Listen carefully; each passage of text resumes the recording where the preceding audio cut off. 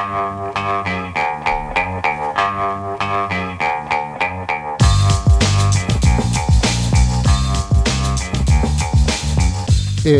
the Brian Lehrer Show on WNYC. Good morning, everyone. So, as regular listeners to this show know, we've been doing a health and climate section of the show on Tuesdays all this year. Our premise is that with the blizzard of so much news about everything all at once, all year, these topics, important as they are, risk getting lost in the shuffle. And I think this week is a perfect case in point. We've had the surprising Trump-Mamdani meeting, Marjorie Taylor Greene announcing her resignation from Congress, the real or fake peace plan for Russia's war in Ukraine, the Epstein files bill, negotiations to avoid the Obamacare insurance premium spike at the end of the year, the Jim Comey, Letitia James, and now Mark Kelly Trump investigations. Deep breath. So with all of that, you may have missed several pieces of striking RFK Jr. related health policy news. One, the Centers for Disease Control has removed the statement on its website that vaccines do not cause autism and replaced it with language claiming that's an open question. To cite NPR's reporting on this, quote, the change comes even though a connection between vaccines and autism has long been debunked by a large body of high-quality research. But Health Secretary Robert F. Kennedy Jr. has long promoted the discredited claim. The CDC's change is alarming public health experts.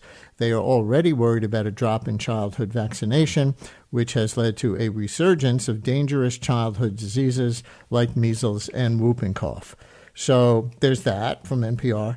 And there's the RFK Jr. aspect of the heartbreaking news that maybe you've heard that Tatiana Schlossberg, daughter of Caroline Kennedy Schlossberg, granddaughter of President John F. Kennedy, at the age of 35, has terminal cancer, specifically leukemia. She wrote about it in The New Yorker, including these lines about RFK Jr., who's her cousin, quote, I watched from my hospital bed as Bobby, in the face of logic and common sense, was confirmed for the position. Despite never having worked in medicine, public health, or the government, suddenly the healthcare system on which I relied felt strained, shaky. Bobby cut nearly $500 million for research into mRNA vaccines, technology that could be used against certain cancers, slashed billions in funding from the National Institutes of Health, the world's largest sponsor of medical research. I worried about funding for leukemia and bone marrow research at Memorial Sloan Kettering. I worried about the trials that were my only shot at remission, unquote, from Tatiana Schlossberg in The New Yorker. In The Atlantic, there's an in-depth new article by political journalist and Atlantic staff writer Michael Shearer called Why is Robert Kennedy Jr. so convinced he's right?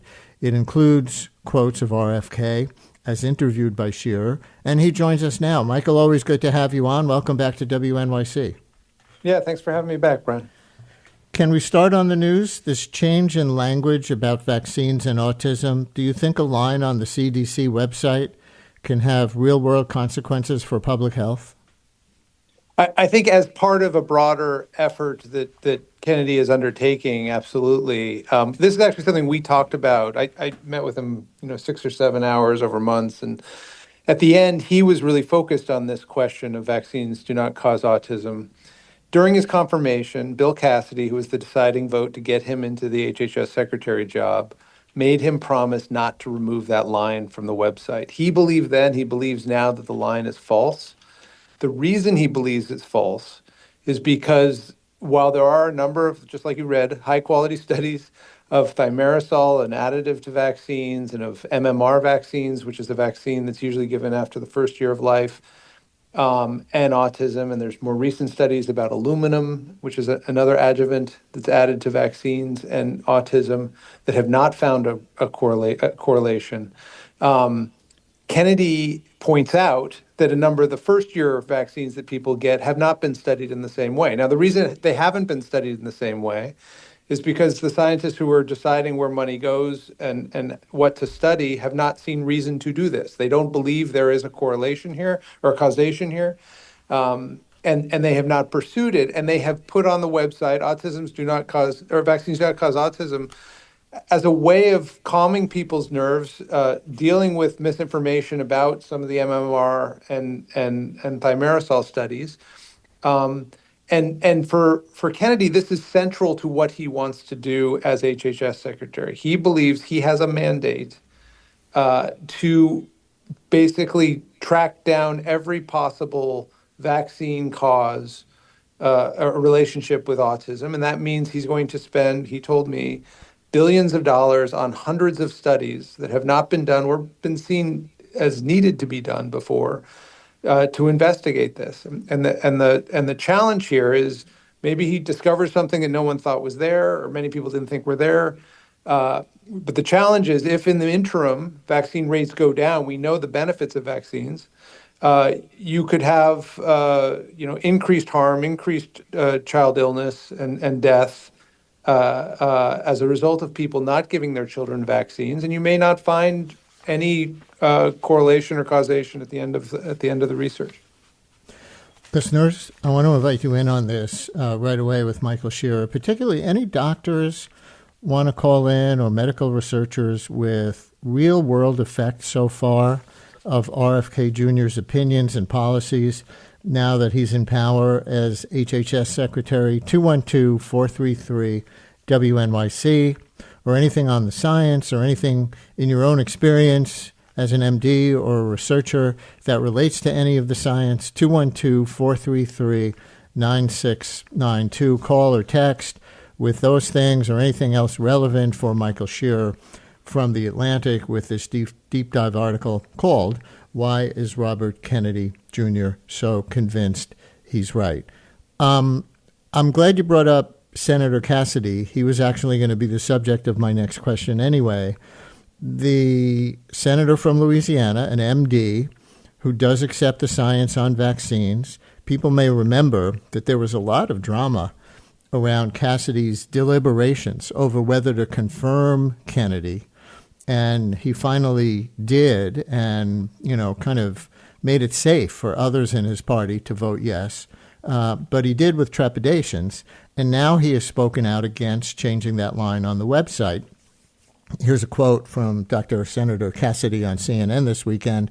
"Anything that undermines the understanding, the correct understanding, the absolutely scientifically based understanding that vaccines are safe, and that if you don't take them, you're putting your child or yourself in greater danger, anything that undermines that message is a problem," unquote. Dr. Senator Cassidy on Jake Tapper's State of the Union on CNN this weekend. You spoke to Senator Cassidy for your article. That was before this latest announcement. What's his take on RFK's tenure so far in general, after he shockingly to many voted to confirm him, despite rejecting what seemed to be Kennedy's main reason for wanting the job? There's been a pretty significant breakdown in that relationship. When Cassidy voted for Kennedy, he announced that they would meet regularly, that he would stay in close contact with Kennedy, that they were going to work together on public health. When I spoke with Kennedy, he said, "I'm trying to meet with him. He's not meeting with me." He was complaining about not being able to have the debates he wants to have with Cassidy.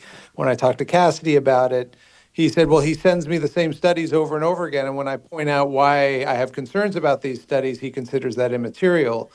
And so they're basically now, they still do talk to each other. They still text with each other. There still is a line of communication there, but the relationship is significantly deteriorated. And Kennedy's decision to do this to the website, he promised Cassidy for his confirmation vote that he would not remove the line, "Vaccines do not cause autism," from the CDC website. And then he went and just put an asterisk next to it and then surrounded it with words that said that line doesn't mean anything and is not true and shouldn't be relied upon. So right, he kind of wrote that, I have an agreement that I have to include the line on the website that vaccines don't cause autism. So here it is, but I don't really believe it. That's basically, if you read through that section, that's what it says, right? That's absolutely, and it's not just that Kennedy doesn't believe it. It's saying the CDC does not believe it. That's a website of the CDC. That's the official position of the CDC. Well, he's the CDC and the other Trump appointees who now run it, right? Yeah, that's correct. He's taken pretty direct control over a lot there. Now, Cassidy has been very circumspect in his public criticism of Kennedy, and that CNN interview you mentioned, he sort of dodged a bunch of efforts by the interviewer to get him to criticize Kennedy directly.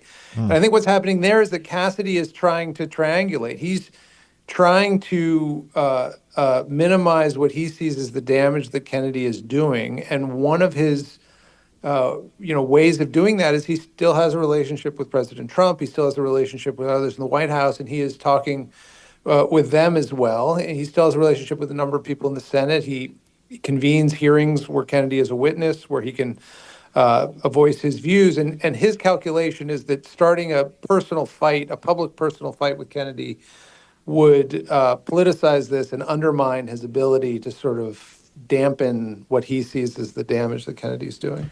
Yeah, that's a tricky line to walk to maintain his influence in that way. To what you said, and you wrote in the piece, that whenever Cassidy points out statistical flaws in articles that Kennedy sends him, Kennedy says he considers those immaterial. And you wrote, I had been having a similar experience. As I reported this article, Kennedy referred me to many studies meant to convince me there are not two valid sides to this debate, that his is the only valid one. So, Michael, could you take us more into that and how it helped you understand what you set out to understand, which is what RFK is about, or why he's so certain that he's right? And, he's not even saying, according to your writing, he's not even saying, look, people, there are two sides to this debate. Maybe vaccines do cause autism. You're saying he doesn't even believe there are two sides to the debate, only his side. Yeah, so the idea of this story was, a lot is written daily about Secretary Kennedy, and it's mostly on the sort of level of he's telling the truth, what he's doing is debunked, what he's doing is false. He's crazy. He has a brain worm. He took a bear to Central Park. I mean, all the stories everyone's heard about Kennedy, but none of it ever really explained to me why he was doing what he was doing, how he came to be this child of sort of American political royalty in this position, why he embraced President Trump after calling George W. Bush a fascist, why he left the Democratic Party. And that was what I set out to do with this article. And what I found is over time, this was over several months and many hours of interviews, we ended up in a sort of debate. He was trying to convince me throughout. He was sending me studies. He actually, even after the story published, he sent me a critical review of a recent Pfizer study of a new flu vaccine, trying to convince me that the accepted science, the interpretations of that science should not be taken at face value, that there were other things going on, that there were places that hadn't been looked at. And it became pretty combative at times. And I tried in the story to document that journey as a way of sort of explaining who this guy is and why he's doing it and why it matters. In fact, he came to regret that he spoke to you for this article, according to your article. Talk about that. There was one point where, we sort of made up after that, but there was a point where he called me on a Sunday, sort of animated. He has to set up a Zoom call so he could record it. And he, he compared me to other journalists he dealt with who had lured him in under false promises. He compared our relationship to the relationship of the frog and the scorpion? Yeah, the frog and the scorpion. Tell people that fable who don't know it. Yeah, the scorpion asks the frog for help crossing the river. The frog says to the scorpion, "No, I'm not going to do that. You're just going to sting me." And the scorpion says, "No, you can trust me." And as they're going across the river, the scorpion stings the frog and the frog dies. Basically, I had conned him into this, and that I was working for a publication. He was very critical of The Atlantic that would not allow me to write the truth because he believed, I was part of a conspiracy.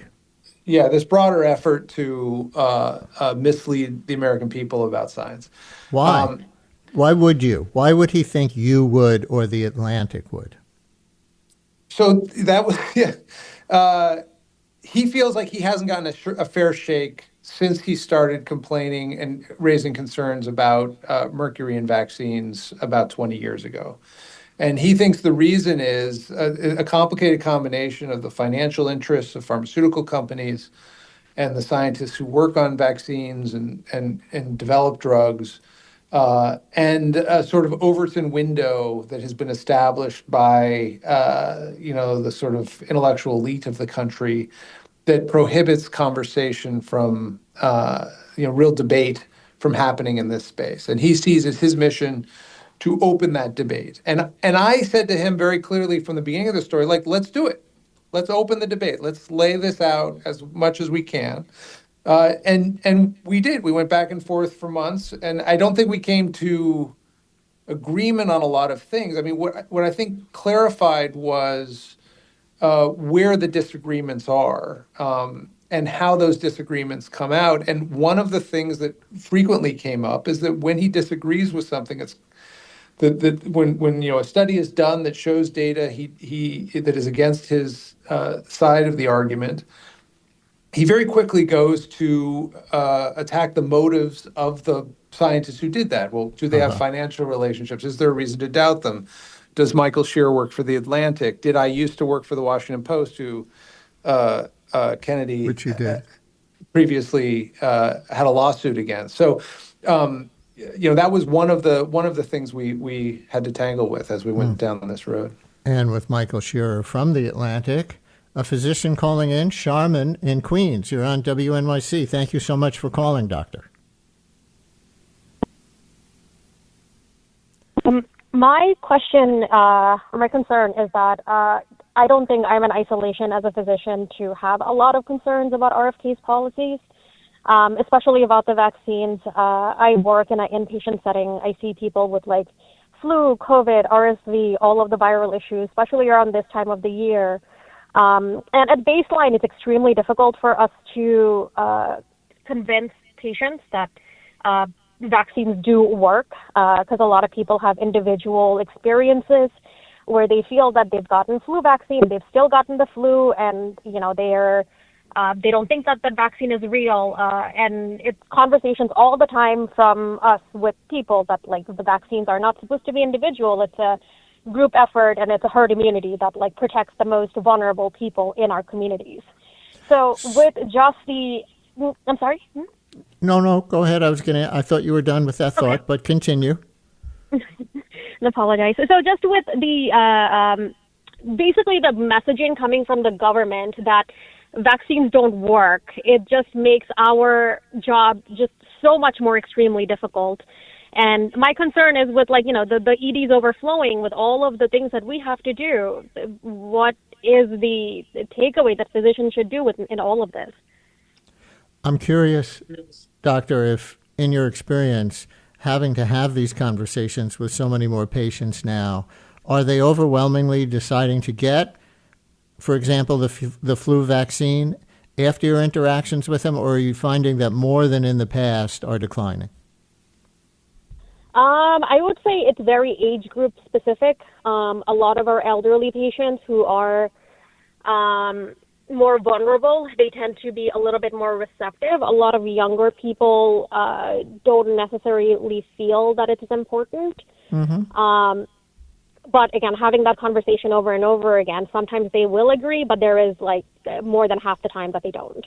Right. So talk to some of those younger people who might be listening right now, because one of the things that Kennedy changed was the recommendation for an annual fall season COVID shot, to change it from everybody should get it once a year, like the flu shot, to people over 65 and certain other vulnerable individuals should get it. But generally, for most healthy people under 65, you don't necessarily really need it. And we know who the people are who tend to die from COVID. Still, a lot of people die from COVID, but they tend overwhelmingly to be elderly. So what's your own takeaway? Yeah, I mean, younger people, yes, they have a strong immune system, and maybe a lot of times they don't experience COVID in the way that A lot of our vulnerable population do, but the effect of vaccine is, again, it's a herd immunity. It's supposed to protect the entire community and not just one individual person. And by taking that vaccine as a younger person, you're preventing spread of COVID to someone who is going to be a lot more vulnerable. So I think it's important to recognize that this is not for us as an individual. It really is for the entire community and protecting our communities. Sharman, we really appreciate your call. Thank you very much. And for your work as a physician. Michael Shearer, is that representative of the kinds of conversations that you might have as a reporter if you fanned out and talked to doctors in addition to people in Washington? Yeah, it's almost identical to the conversations I had. The concern is that, by raising questions about the current state of vaccine science, by changing the website, by reducing recommendations, there will be a reduction in voluntary vaccinations, particularly for newborn kids. We've seen the rates of voluntary non-vaccination for kindergartners double to about 3% in recent years. A couple states have recently announced they're going to pull back their vaccination recommendations for schools in those states. And that will lead to viruses and bacteria killing and sickening more children. And that damage will be ultimately far greater than any benefit that will come from reduced vaccine injury, like new discoveries about chronic disease and their relationship, like, neurodevelopmental disease and their possible relationship to vaccines. And that's the bet that the Trump administration is taking right now. And it's a giant experiment. It's an experiment with the country. And, most of the vaccinologists in this country and the medical associations say it's a bad bet that the American people will lose in terms of health if we go down this path. And Kennedy says we have to do this, and then lays out the reasons why. And to the doctor from Queens call about herd immunity and, the community reason, not just the individual reason for people being broadly vaccinated, I think we have a story about this from the other side, from an individual side, not a health professional side. Matthew and Metuchen, you're on WNYC. Hi, Matthew. Hi, Brian. Good to talk to you. You have a story, I see. Yes. I was born in 1975. My father was a chiropractor. Didn't believe in vaccines, didn't think they were necessary, didn't think they were safe, and so he didn't vaccinate his children. To get us into school, he wrote letters about, saying that it was a religious exemption when really it was just, more of a philosophical exemption. And I grew up thinking that I was the proof that vaccines were unnecessary because I never got measles, I never got mumps, I never got rubella, I never got polio. And my father's explanation for that was that I was exposed to those things, but a healthy body would have just fought them off and, not received, the damage for them and, not receive those problems. And so that's what I always thought. And I thought, like I said, I'm the proof that vaccines are not necessary. When I got married, my wife is a doctor, and we were going to have kids, and there were some very strong debates about whether to vaccinate our children. She was very obviously pro-vaccine, and I was very anti-vaccine. And in the discussion, I said, look, I'm proof that we don't need vaccines. And she said, no, you're proof of herd immunity. You're proof that people around you were protected, and you were protected by them, from the disease by the people around you being protected. Yes. And she said, we can test this by getting titers. And so I went and I got titers, and so it tested my immunity to those things. And it turns out I had no immunity to any of those things, with the exception of tetanus. I had a little bit of immunity from tetanus, which would have been, some kind of exposure. And it suddenly just completely collapsed my whole view. And I realized, I've never been exposed to any of these things.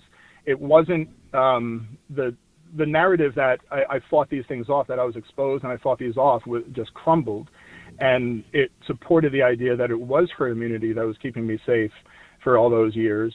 And I realized, oh, that whole narrative was completely wrong. And I went and I got fully vaccinated, and my kids are fully vaccinated.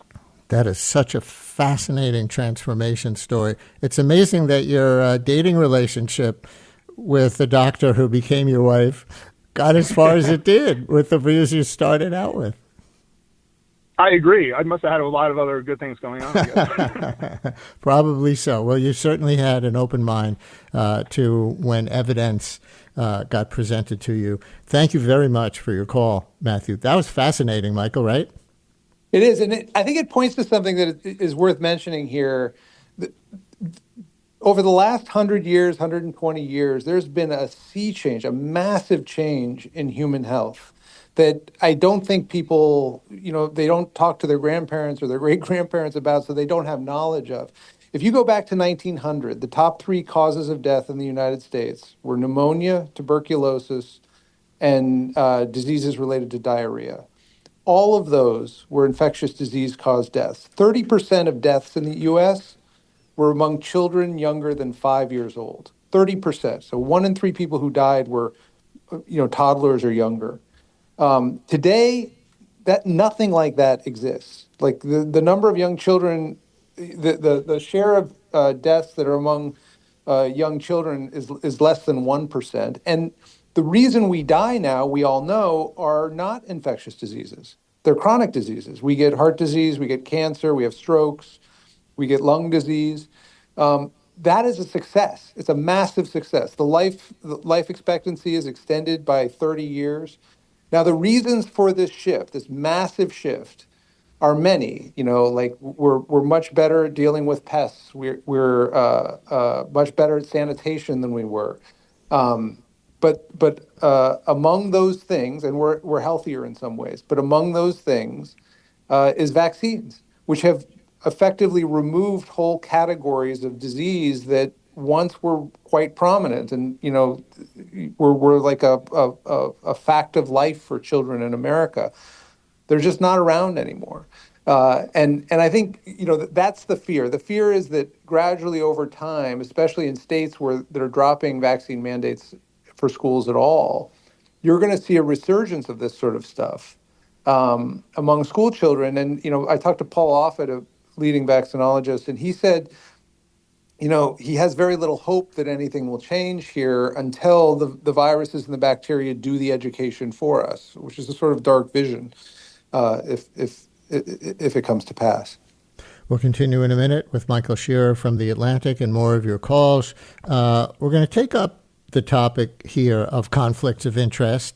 After Paul in Montclair, we see you. You're going to be the next caller on possible RFK Jr. conflicts of interest. But also, Michael, you mentioned before a Pfizer study on a vaccine that they're working on. And people may hear that as, wait, Pfizer's the one who would make a profit from the vaccine. Why would we trust a study that they funded in the first place? So we'll take those things up and more right after this.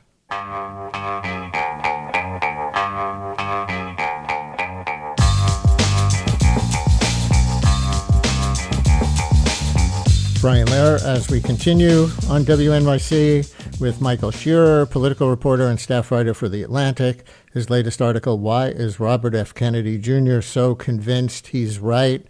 And Michael, we were hearing from that doctor who's now having to convince her patients to even get flu vaccines.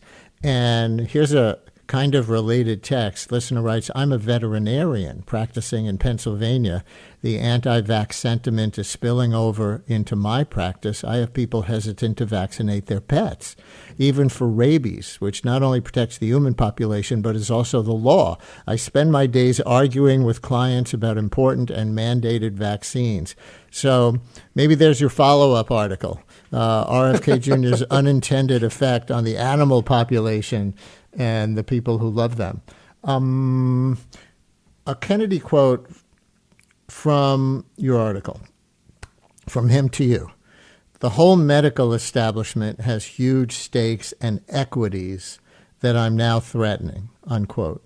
And you note that this seems to sweep in not just insurance companies and big pharma, which we all can be suspicious of, but also, as you write, by implication, the pediatricians and virologists and epidemiologists who have devoted their lives to helping children and reducing suffering. Does he think pediatricians, for example, overwhelmingly support the established vaccine protocols for their patients because they're corrupt or because they're so stupid they can be tricked by greedy pharmaceutical companies?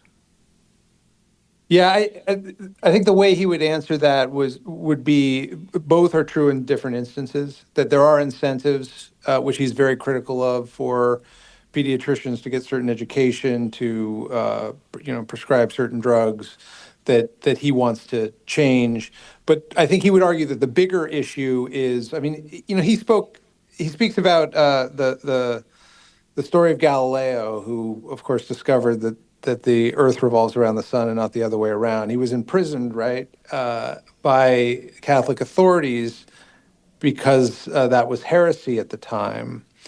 In Kennedy's telling of that story, the villains of the story were not just the religious authorities that threw him in jail, but also the fellow scientists who were not willing to engage with his arguments, with Galileo's arguments, because they feared for their own professional advancement. They didn't want to get on the wrong side of the church. And Kennedy speaks often about this Overton window, the sort of social contract that prevents critical ideas from entering the mainstream. And this, he's critical of physicians. He's critical of the press.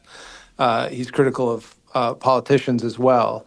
And the other thing that is worth mentioning here is that he is a populist. 7 in 10 Americans believe, it's bipartisan belief, that the current health system in the U.S. is set up more to profit, pharmaceutical companies and insurance companies than it is set up to keep people healthy. So that's a broad criticism of the medical establishment. Right. And he's trying to ride that wave to very specific ends. And that's what he's sort of hitching his wagon to. Well, what about the fact that, for example, Pfizer funds research into vaccines that they may then sell rather than you just maybe government funded or university funded studies without that apparent conflict of interest? Yeah, that is the system we have. NIH does do certain studies of basic science, but when a pharmaceutical drug is being developed, it's a capitalist system, and the people developing the drug generally finance the research into it. The FDA reviews that research and then makes sure it's kosher. There's also a an independent peer review process that reviews that research before it's published. And that's how we get the science we have. And I think it is totally fair to raise questions about the specifics of any study that's being done. In any of these studies, these are not simple studies. There's assumptions being made, variables that have to be accounted for, populations that are being targeted. I mean, there's tons of decisions made to get to any scientific result. And science is built upon having that conversation. I think that the problem is if you in the system we have, there's a lot of really good science that doesn't have specific criticism waged against it, that is funded by industries which then profit from the medications they develop. There are a lot of good medications we have that are very effective and that have very low side effects. So the challenge is, where do you stop the macro criticism of the system we have and deal with the specifics? And I don't know if we have time to go into it, but in my story, we go around to several of these studies in some detail in the story that he was challenging. And I called up Pfizer and I said, okay, explain this to me. Why is he wrong about this assumption he's making about this specific trial? And they explained it to me, and I explained it to the readers. Paul in Montclair, you're on WNYC. Hi, Paul. Good morning, Brian. I was just wondering if anybody and can I just say for our listeners' context, you told our screener you are a retired emergency room physician. Do I have that right? Yes. Go ahead. 25 years in an ER. Again, I just wanted to, if anybody thought of the conflicts that he has in reference to the vaccine industry, because I've read in previous stories that the foundations that he founded, that they did a lot of litigation against these companies, and they won a few of their cases, and this is what's funded his lifestyle and his foundations in the last few years. And if that was brought up in his congressional hearings, I was wondering, would that not disqualify him from taking an office like this? Paul, thank you very much. Answer off the air. Thank you very much for your call and your service as an emergency room physician. Michael, do you get into any financial incentives that RFK Jr. might have while he points at others? Yes, we talked quite a bit about that. For instance, he recently replaced the Vaccine Advisory Committee at the CDC, which recommends the vaccine schedule for kids and adults. He basically fired the old 17-member panel, replaced it with his own panel. His accusation was that the panel had been dogged for years by conflicts of interest because some people on the panel had been appointed who had worked on drugs before. They were experts in the field. The way the government had dealt with that since the early 2000s, when there were some scandals around this, was a pretty rigorous system of disclosure of any work you'd done, public disclosure, and then you wouldn't vote on things that you might have a financial interest in. The criticism of the people he replaced that group with was that several of the people he replaced them with had been expert witnesses in lawsuits against pharmaceutical companies arguing of the danger of drugs. So they'd been on the opposite side of this and making money on the opposite side. Kennedy was a trial lawyer for decades. He's won a number of very large judgments, usually not in the vaccine pharmaceutical area, more against corporate polluters in the environment. But he's also been involved in other torts. He was helping to find litigants for a case against Merck because of their HPV vaccine. And I said to him at one point, I said, you're constantly going after people because of their conflicts of interest, but couldn't people do that against you? I mean, he made a significant salary from a group he helped run that was basically a vaccine skeptic group. So he had a financial incentive there. And he ultimately agreed with me that at some point, like in our democracy, we have to put down that weapon. If we're constantly disqualifying everyone because of some conflict, we don't really have a democracy. You'd be left with people who don't know what they're talking about or don't have experience in what they're talking about in order to do things. That's right. But that said, he continues to use that. Especially to criticize studies he doesn't like. Last thing before you go, one anecdote in your article is about this conversation that they've been pushing about the risk of Tylenol during pregnancy.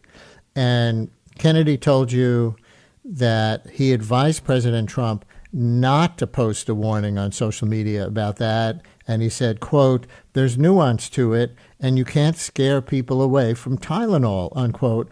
But the president, as some of our listeners will remember, said it anyway in the most unnuanced and ham-handed way. Is Kennedy at all frustrated by Trump? He's incredibly praiseworthy of Trump.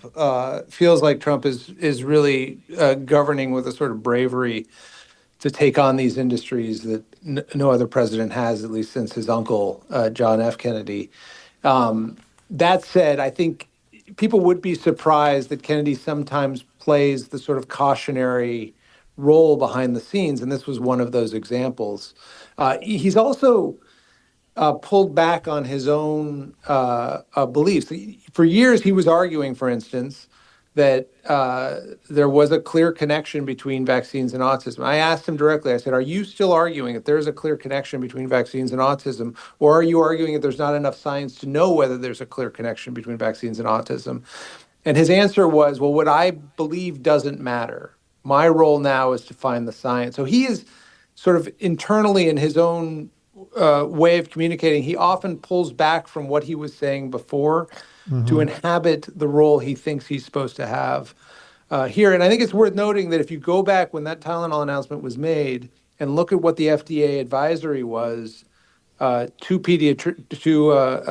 obstetricians and doctors about pregnancy and Tylenol, it was a very nuanced recommendation. It said you should not use Tylenol for low fevers, meaning like, if it wasn't a big deal, don't over prescribe this because there may be a risk. And it also said there's no causal connection we've found yet. It's a correlation. This is a hypothesis and a reason for caution. Of course, like you said, Trump said basically the opposite of that during the press conference. Do you happen to know, by the way, if Trump got the annual flu shot or COVID shot this year? He's certainly in the age group where the COVID shot is still recommended by his own HHS.